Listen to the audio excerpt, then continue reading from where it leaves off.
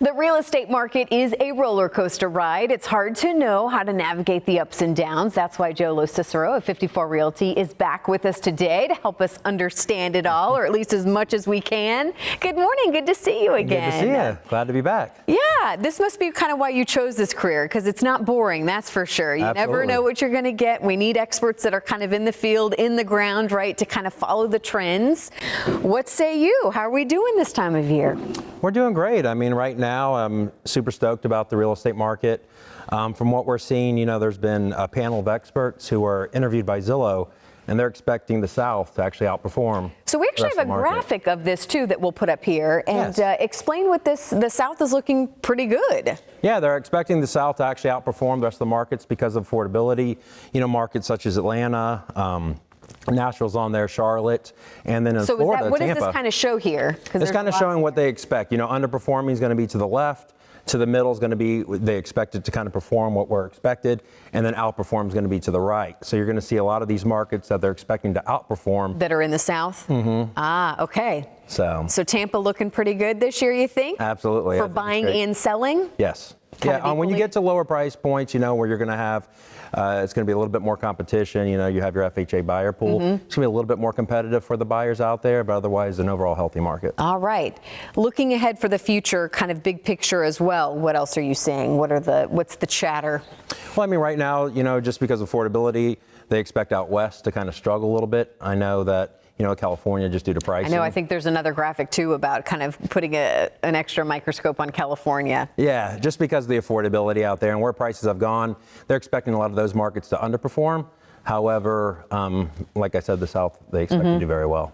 And we obviously don't want to get into politics this year, but I do think there is always kind of something to watch. I think when we are in this time of year, right, when there's elections nearby and ahead. Absolutely. What say you? What does that do to the real estate market? Well, a lot of times it's going to be, you know, around election time, let's say October, it is going to slow down. Okay. And then, you know, people are going to both parties will be on the fence deciding to see who wins the election and deciding what to do.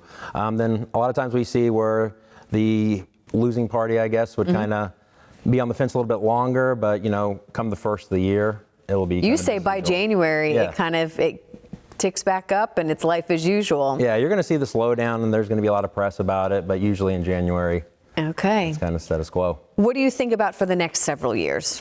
So the next several years, I went to CEO Connect, which is like a high-level real estate conference, and what they're expecting is it to be a very healthy market until about 2022. You know, interest rates right now are really low.